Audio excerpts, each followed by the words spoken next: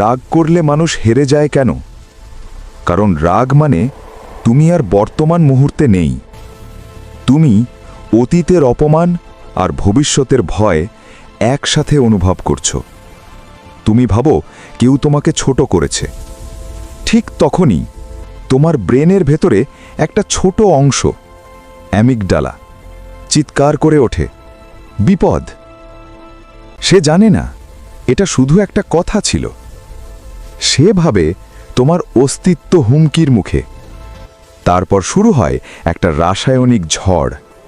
Adrenaline বাড়ে, cortisol বাড়ে, তোমার শরীর প্রস্তুত হয় লড়াইয়ের জন্য।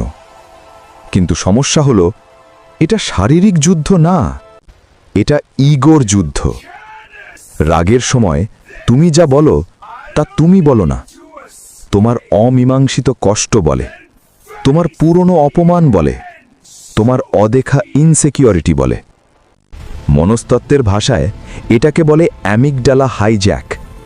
মানে তোমার আবেগ তোমার বুদ্ধিকে অপহরণ করেছে। প্রিফ্রন্টাল কর্টেক্স, যে অংশ ভবিষ্যৎ নিয়ে ভাবে, সেটা তখন দুর্বল। তুমি তখন জিততে চাও না, তুমি আঘাত করতে চাও। আর মানুষ কেন রেগে গেলে হেরে যায়? কারণ রাগের সিদ্ধান্ত সব সময় দীর্ঘমেয়াদী ক্ষতি করে।